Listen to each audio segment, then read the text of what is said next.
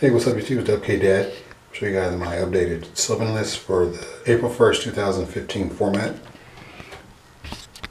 Got 3 Hermit Tree, 3 Sage Koya, Flower Night, Marshall Leaf, Cherub Sprout, 2 Princess Sprout, 3 Lone Fire Blossom, Spore Glow Up Rose Lover, 2 Effect Failure, 2 Space Typhoon, Soul Charge Book of Moon, 3 Charity, 3 Upstart, 2 Terraforming, 2 Sylvania, 3 Fertilizer, Regeki, Foolish, and Ring of Destruction.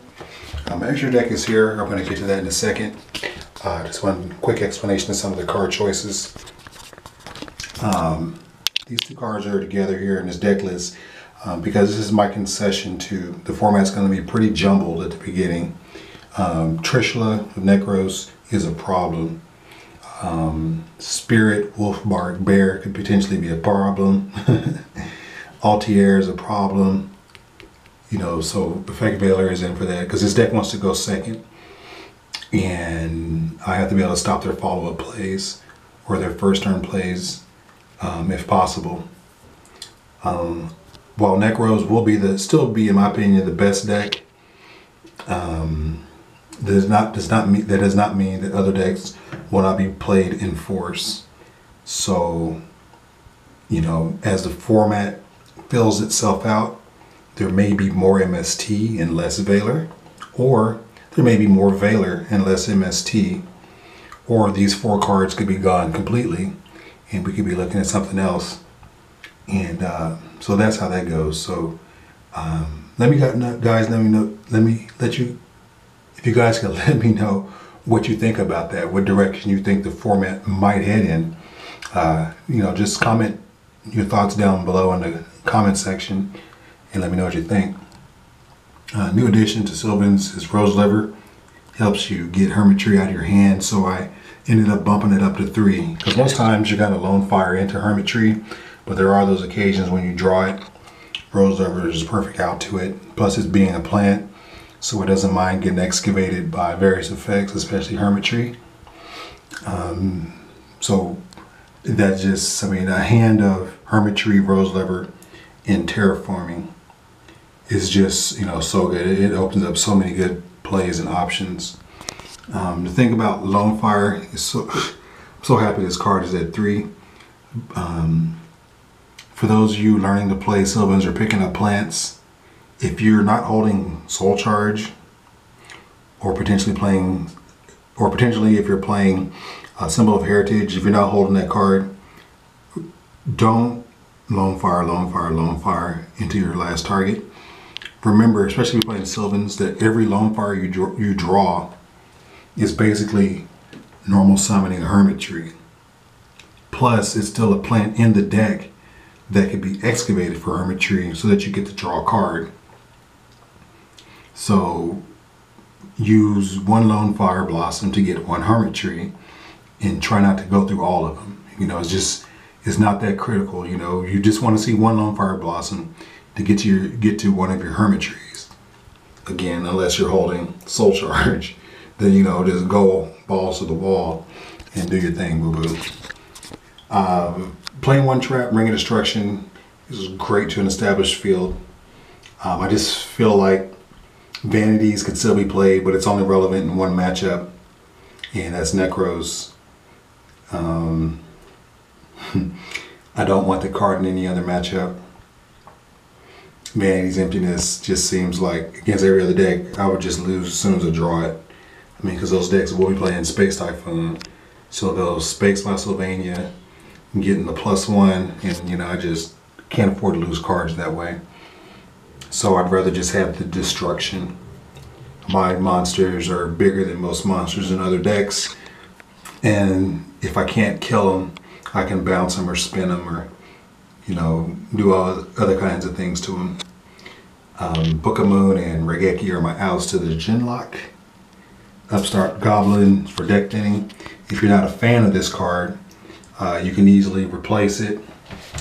You can add, you know, I don't know, maybe the Emptiness, and 2 other traps of your choice, maybe 1 main deck Max C. I'm not running Reinforcement of the Army. plus Rose Paladin. I think it's redundant. I think Rose Paladin is redundant when I have Sylvania plus Upstart and Charity, and I just don't see where I would have the space. I would be forced to drop those cards there, some of those cards, or the Upstarts. But this is a combo deck, and I want to get to my combo pieces as soon as possible. So every drawn copy of Upstart is basically just the next card, and I just don't want to be drawing filler. I don't want to be drawing non-relevant filler. Of course, this card is filler, but it's always the next card when you play it.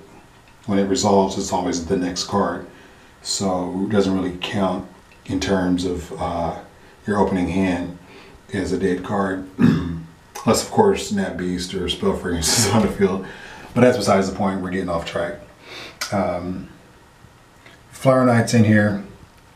1800 beater. Kind of crucial. My opponent has to work to get around it, and they have to exceed or use removal on him. Plus, Flower Knight in Global makes an Materia Beast, which is really awesome.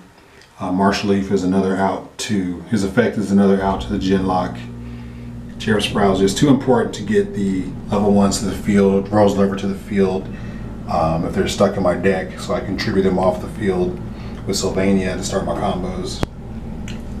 And that's pretty much an explanation of the deck. Everything else has been said before about every other Sylvan deck that's ever been built, but I just wanted to talk about the choices that I made for this build. Now the extra deck,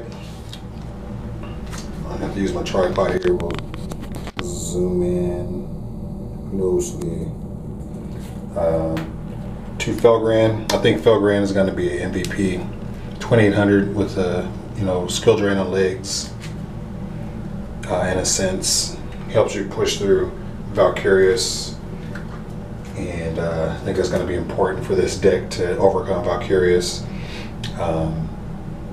When you try to push and they pitch it from hand, Felgran says nope. Alcé, Bouncing, Non-Targeting Destruction, and Heliopolis. And of course your rank 7s, Draco, Big Eye, Non-Targeting, Bouncing. Combos with bouncing your Miracle Fertilizers to your hands are just crazy. Leo, this card is questionable. I can't make myself drop it because Fire Lake, Wind Blast, Regeki Break, Dimensional Prison, Phoenix Chain, those cards are being played, so I can't make myself drop it, although I hardly ever go into it. I just know, this card has come up so many times in the past. It hasn't come up yet, but it's only because I haven't been playing enough, so that's why I haven't dropped it. Spark, Crimson Blader, another card that could potentially be questionable, Crimson Blader, but it just seems that at the beginning of this format, if people aren't running back row .deck, normal summon .deck, they're running big monster .deck. So Crimson Blader helps in those situations. Stardust Dragon, Scrap Dragon, Black Rose Dragon, Materia Beast. This is only 14 cards. I'm still deciding on my 15th card. And the 15th card I'm trying to decide is either Hot Red Dragon, Castell, or Dweller. I like Dweller against Burning Abyss, and potentially in a Necros matchup it can stop Shrit and Herald and them being able to retreat, activate their spells in the graveyard to search another one. Castell has its options where it's removal of like face-up floodgates, or I get paired against a random Ophion player.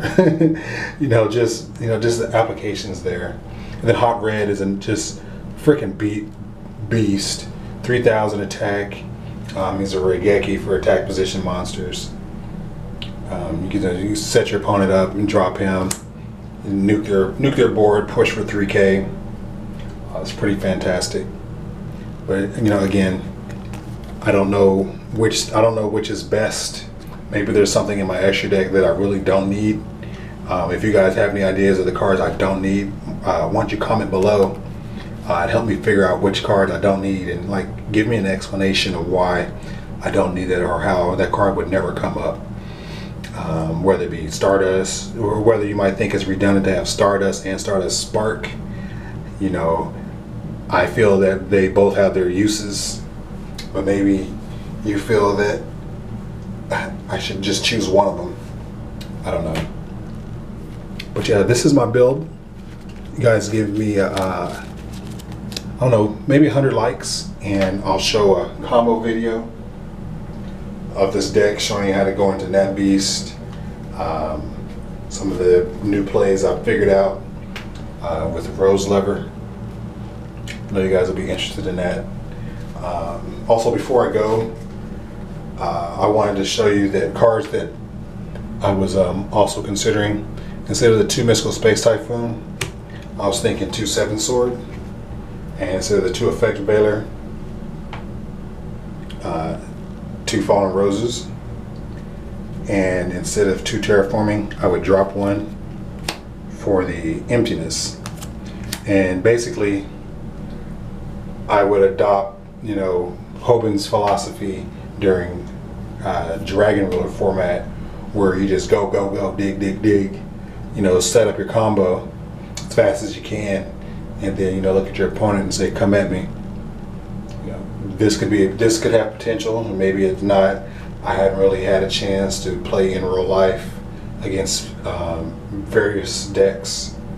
You know, playing the same person over and over again doesn't really give you a feel for a wide variety of situations. So if you guys have a testing group where you play on DN a lot, you know, try out both versions of the build. You know, with, you know, little 5 card conversion. You know, in my original build with the 2 Veiler, 2 MST, and then the conversion with the 2 Sword, 1 Emptiness. You know, bumping you up to a total of 2 traps. And I'll be really interested to see what you guys come up with. Alright, this video's gone off long enough. Haven't done a long ass video in a long time. Okay, Dad, and I'm out.